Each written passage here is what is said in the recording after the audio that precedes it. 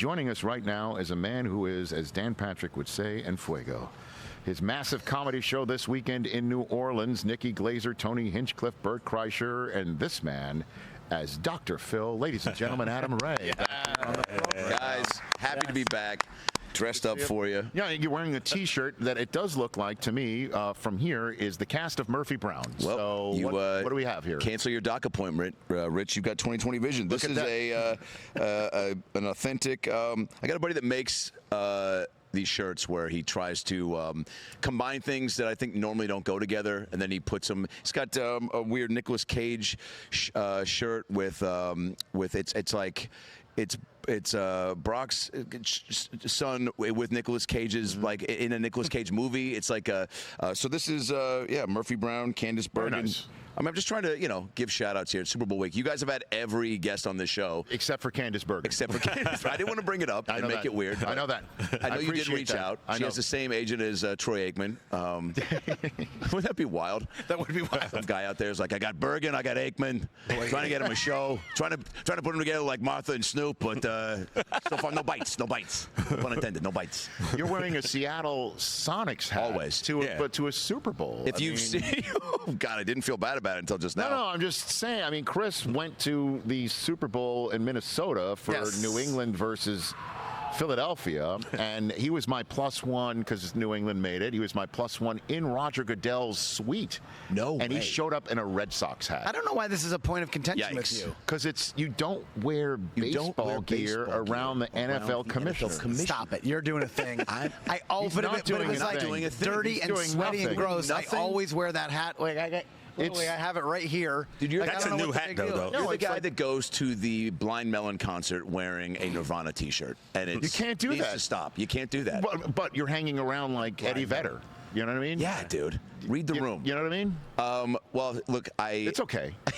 If you've watched me on the Rich Eisen Show here on the Roku channel, and you watched to the end, thanks for that. Who am I? Oh my God! Hey, I know. Rich Eisen. What am I? That I know. No, you don't. It's one of. I told you this last time I was here. Anyway, I always rock Seattle gear because I'm diehard. Seahawks, Sonics, Sounders, Storm, Mariners. Didn't spend enough money. We can talk about it next time I come on the show. Hey now. But yeah, dude, Kraken. Yeah, hockey's the one sport You left it out, huh? I didn't grow up with it. Live hockey is fun. Yeah. I've been to some Kings games. I met Al Michaels at a Kings game once. The story gets better. And I meet Al. He was there with a friend of mine's friend. So he introduced us in the little walkway there at Crypto. And somebody goes, he goes, oh, and Al, this is Adam Ray. I go, Al, I think we actually matched on Tinder like an hour ago. And in my head, I'm like, oh, that's a Hail Mary on first down as far as bits go. Yeah. And he pulls me in and just goes, I remember you. He goes, yeah. He goes, you shaved your mustache. Oh, wow, dude. Just jumped in the bit boat. Yeah. Funny guy. Yeah, man. Funny guy. Oh, his memories are still trapped, bro. Is it really? Yeah. It is that. Yeah. Have you guys had a moment yet this week where you're like, I'm ready to go because it's so chaotic? Or have you had a moment where you're like, this is the best week of my life? We're very fortunate to be here. Yeah. Just sitting here and just having some very interesting people stop by and hanging out. You being one of them. Thank you. Yeah. You and I are doing something with Bert later on, right? Doing Bert Kreischer's cooking show. So now tell me about. I've not been on his cooking show. He cooks for us. He cooks for us, and it's just. Does he wash his hands before? No, he doesn't wash his hands. I don't think he's wearing pants or a shirt. Oh no. It's optional for us as well. That kitchen sounds like a C. Yeah. C. It's Bert. It's just a way. Bert is just the ultimate. He's got the Mickey Mantle Jane. He just wants to hang out all the time, right? And have around cool, fun people. So be you, myself, and Cam Hayward. Cam Hayward. Have you met Cam before? Wow. Yes, sir. I saw him last night at the NFL Honors. What a gangster, man. Little guy. How was that? He's massive. Yeah, he's a huge guy. Huge. You forget, at least I do, because I'm not around athletes as much as you guys, but how massive these guys are. Yeah. We can't believe it sometimes, just how big they are, and like it's your job to actually tackle them. Who's the biggest guy you've ever met where you're like, I would love to get one little glimpse in the bathroom at what's going on? Between Between two their brains? ferns. Okay. I don't think I've ever had that. I've never thought about that. We've never advanced it to a certain point about wanting to see somebody. No Larry David. Listen, I know you rooted for Big Unit for all those years, but I mean, can I say like Serena or you mean? Say it again now. No, he wants to see someone in the back. No, I was like, can I say Serena? Yes. Let us stick to the comedy. Okay, TJ, you sit back. Well, he's laughing. Oh, you included yourself. You're included. Okay. Oh, interesting. Yeah. We'll stick to the comedy. Somebody better turn my mic off. I think one of the biggest people you think, whoa, Jonathan Ogden at the Hall of Fame a few years ago when we were there. Absolutely eclipsed the sun. Yeah. With his body. Yeah. Adam Ray here on the Rich Eisen Show. So when did you first start doing Dr. Phil? Did that just come out of... So I tried Rachel Ray and Phil Donahue and Montel Williams, and all of them seemed to just not didn't vibe hit. Yeah, and the people for various reasons were not into those characters. Right. No, it was when the actor strike hit, and it was, I don't know if you guys have experienced something like this where you go, oh, I was a healthy diet of stand-up, podcast and auditioning and trying to be on other people's stuff. And then when that opportunity is taken away, it's like, well, I don't want to just sit around and wait. And it really kind of shined a light on the idea of I need to, like I've always been doing, like create your own opportunities. And so I'd always want to do a live stage show. Once I saw like George Bush's or Will Ferrell's George Bush show they did on Broadway years ago, or Mulaney and Nick Kroll's Oh Hello that they did. And just doing a character show always seemed like a blast because I'm doing stand-up all the time and just something fun. And I come from, theater. I played the Cowardly Lion in the 5th grade, which my mom still says to this day is my greatest role of all time. And I was a huge kid, and you're like, oh, how fat were you? Well, I wore my T-shirt when I swam, not because I was embarrassed, because I didn't want to make the girls jealous with what I was working with, Rich. Nice. And they would go, oh my God, Adam, how'd you get them sweet-ass boobies? And I was like, 2 words for you, Pop-Tart appetizer. So I was isn't that 3 words? Pop-Tart is 1? Yeah, exactly. Okay, sorry. Yeah. Yeah. We'll edit this out. But so I would, I just wanted to mix it up. And Bill Burr was going to do an Adam Ray and Friends show I was doing at the Comedy Store. And I was like, Bill, I think I'm going to do the show where I dress up like Dr. Phil and just kind of do like a mock late night show. I don't know what it looks like. I'll do a monologue and some crowd work. And he couldn't have been quicker to be like, dude, yes, that sounds hilarious. Make fun of my anger issues like I'm in. And he was all about it. And we just, riffed for 2 hours on stage. And what was cool is, Burr is one of my favorite comics of all time.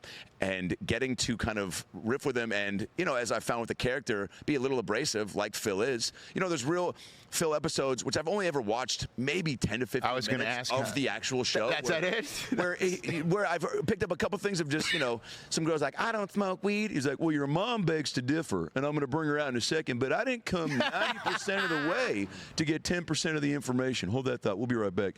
And it was just the way that he was controlling everything, chopping people down and then throwing to commercial. Nathan, you're only 9, but you look 49, okay? You've got weird googly teeth and pirate eyes. You got HPV on your tongue. I can smell it.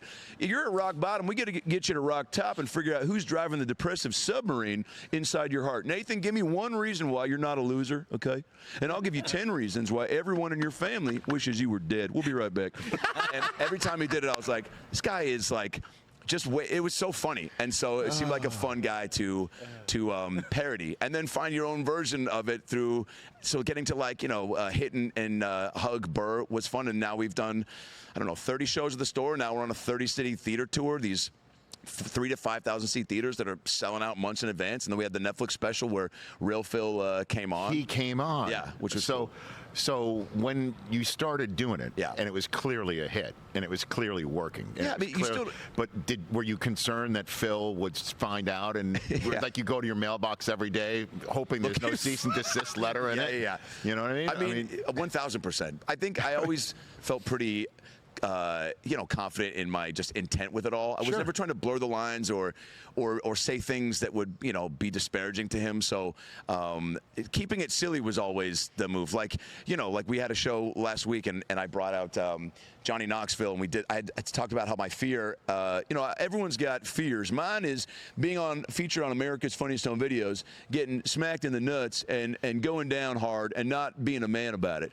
So I'm going to bring out a friend to help me get over that fear. So we brought Johnny Knoxville. Knoxville. Nice. And he brings out this whole nut-slapping contraption they've used on Jackass that has like this compression thing and like a flip-flop at the end. Yeah. And it basically, so I brought 3 people up to compete against, and Johnny had the buzzer, and he was like, all right, you want trivia or spelling? And so, then we'd answer, and we just all got smacked, and that was a fun way. And then I said and then we honored some LA firefighters, which was awesome. This was on Tuesday. And then from that, I was like, I'm addicted to giving back, but I'm also addicted to Kraft mac and cheese, okay? I can't get enough. I started doing this bit every time I would hiccup burp, or really burp, I go, sorry, I had a mac and cheese portable in the car. So that became like a running joke to where I was like, I'm going to do a bit where I talk about how I'm addicted to them. And then we had Jeremiah Watkins, who plays a different character every show. Yeah.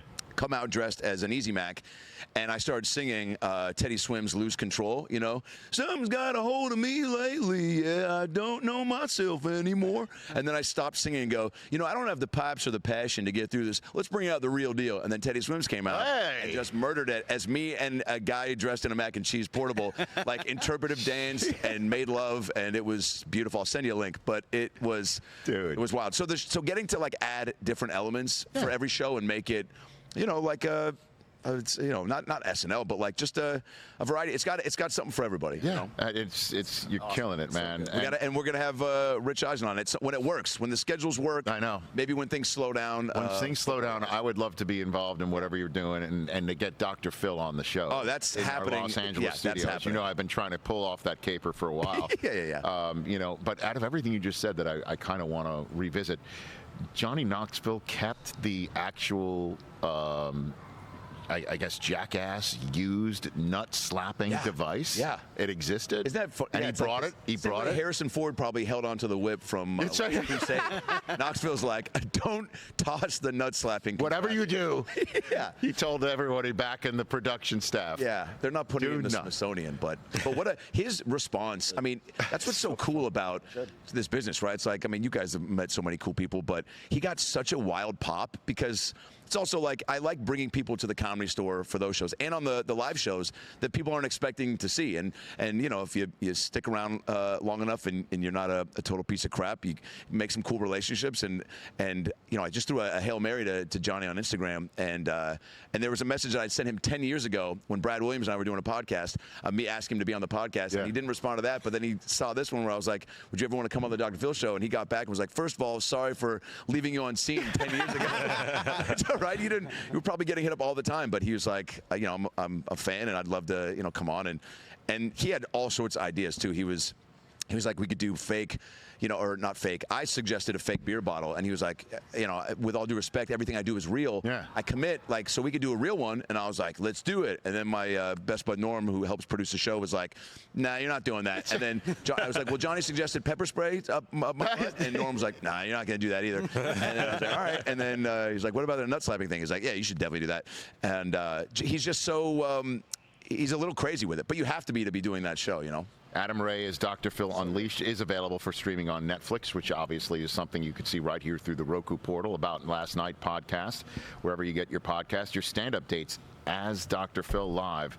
You're going to Denver in Valentine's night in Denver. Is Valentine's night. It's going to be take your boo, take your bae, take your side piece, take your wife's best friend, Karen, who needs to get out because of the divorce. Take everybody who likes live entertainment. The shows are always different, but yeah. And also all my stand-up dates are at AdamRayComedy.com too. Yeah, Salt Lake City, Milwaukee, Wisconsin. That's just in February alone. AdamRayComedy.com, which is where you can get tickets to tomorrow night if you're in town. Bert Kreischer, Nikki Glazer, who I saw last night at the NFL Honors, Tony Hinchcliffe, and you as Dr. Phill at the I said Uno Lakefront Arena when Bert was here on Wednesday, and all the locals were like, it's UNO, sir. So it's UNO Lakefront Arena. You got a thought on the game at all? What do you think? I do. Travis is a homie, so I'm leaning I'm leaning red. The idea of it is wild when you don't have a horse in the race. Like your emotional attachment is a little right. Like I forgot when the Seahawks won in 2013, which is my squad. I forgot how invested you get as a fan to where like you feel like you contributed to the win. People were congratulating me out in New York left and right after we won, and I had no problem accepting partial responsibility. I was like, dude, thank you, man. Those 15 beers I had at half, I think helped us run the ball better. I think Marshawn saw the beast mode inside of me and brought it out in him. But I think I'm leaning towards I don't see how you can bet against Mahomes. I think Saquon Barkley has had a season for the ages, and it's really I feel like he's not going to be stopped tomorrow, but I just think T Swift's going to be in the stadium. And there's an energy there. I think the chance for a three-peat is they've also just been there, man. They're just so poised, for lack of a better word, and I just feel like it's theirs for the taking. So don't quote me on that. I did make some prop bets. The first prop bet I ever made was whether Pink would go over or under on the national anthem. Yeah. This was years ago when Adam Devine and I were on tour in Japan, and we were at a Hooters in Shibuya, Japan. Put that on your bingo card and smoke it. What? A Hooters in Shibuya. Shibuya. What? Sounds like where you go to end it all. But it was or make a prop bet. Or make a prop bet on Pink. And I had never really bet before, right? And I'm still not a huge bettor. You know, I bet on how this interview would go, and it's not going well. But you have to bet on yourself. But so my buddy goes, Pink, it's over under, and he goes, take the under because I heard she has a cold. And I go, how do you even what? Yeah. And he's like, dude, I just don't ask how I know, but I know. I was like, did you do something? He's like, no. And then so I put a couple hundred on it and won, and she went she stopped at 148. And as she was going through the anthem and kind of going fast, he's texting me being like, look, dude, she's rushing. And I'm like, wow, dude, there is another level to gambling that I'm just not privy to. It's insane. It's insane. Was it Lady Gaga who double braved one year? Yeah, I think. Is that the one in Houston? That was screwed everything up. Right, she double braves, like home of the brave. And then went the brave after that. She double braved. Yeah. Double braved is also what you can do in Atlanta at the Magic City. Yes. With Chipper Jones. Ladies and gentlemen, double brave. She double braved. And I'll never forget in Miami, the Super Bowl in Miami, the one where Prince did the halftime. Billy Joel did the national anthem. And I was there in the NFL Network green room where somebody from the NFL was prepping Billy Joel before he went out to his press conference. And they said to him, listen, Billy, we're thrilled that you're here. And the one thing we ask of you is just please do not say how long the national anthem is going to be if you're asked. And he says, why not? And they explained to him is that, people bet on it. And it's really not something that we're terribly into being talked about. Yeah. And he goes, okay. And he goes onto the stage in front of the media. Billy Joel's first thing is like, it's such an honor to be back here at the Super Bowl doing the national anthem for a second time. I think it's going to be about 2 minutes and 10 seconds to 2 minutes and 15 seconds long. And he just started talking again. Oh, my God. Dude, he just did not care. That's so wild. Don't tell Billy Joel what Don't tell Billy Joel what to do. That's the rule. That is the message. I just did the surprise birthday roast for Jelly Roll in Nashville about 2 months ago. It was Bert Kreischer and Winnie Cummings and Mark Norman and myself. And they had some, this guy Cole Hauser from Yellowstone was there. And Kid Rock was there. And they went out of their way to be like, one of the people putting on the event was like, don't make fun of Kid Rock. He's like kind of sensitive. He just wants to enjoy the show. Just really let him just be back. Don't fire up singers. Then just let him enjoy the show. Just please don't make any jokes about Kid Rock. And all I heard was, I'm going to make a ton of jokes about Kid Rock because why not? He's here. He's fair game. So I was up there and I was like, Kid Rock's here. I go, Kid Rock, I'll make this quick. I know you got to get back to talking too loud at a Cracker Barrel. And then I go, Cracker Barrel is actually how Kid Rock's life is going to end. And that got more laughter here than it did there. And thanks. I heard David Allenberg laughing in the back. Yes. And he loves you, by the way. And then I called him Snoop Dogg and Whiteface. And then he came up to me and he was a good sport about it. So okay. Yeah. So that's at the end of the day. And then he razzed me up a little bit. How was it the first time you met Dr. Phill, though? Wild. It was. I was like, dude, thanks for. I kind of got real. Not emotional, but I cried in front of him as him. No. But I go, dude, thank you for being cool with this because, comedy is the whole laughter medicine thing is pretty apparent. And the more I've gotten into this business and gotten to do shows and for more and more people and the Phill stuff, I get messages that are wild as far as people being like, my mom is it's stage 4 cancer and this is the only thing that's made her laugh. We watch it together every time. So just the power of it all is getting even makes it even more fun. So I thanked Phill on this level of thanks for letting me do it because not only is it so fun and giving me a little bump career-wise and exposure, but it's making so many people happy, and that's the point of all this. And he was just like, well, you would have known a long time ago if I wasn't cool with it. And then And then he goes, and then I kind of set up what I needed him to do with the show. Everything's riffed, and off the cuff, but the entrance, I didn't want to waste his entrance. So I had me say, I always say, I don't like your effing attitude to somebody in the crowd. And then he came out, and surprised everybody. And then everyone goes nuts because we locked the phones up. They didn't know. And then he comes out, takes a beat, milks his applause, and then goes, I don't like your effing attitude. And then I go, who are you? And he goes, who am I? Who the F are you? And then I wanted to do a mirror thing, where we kind of looked at each other. So we did that. And then he set the mic down and goes, we'll be right back. And then that got a big applause. And then we just chatted for a while. And I was like, Phill, I go, thanks for being here. I'm glad you're here. And he goes, I'm sure you are. Because I'm sure it's exactly how you plan this, But so he's a good sport. That's great, man. Yeah.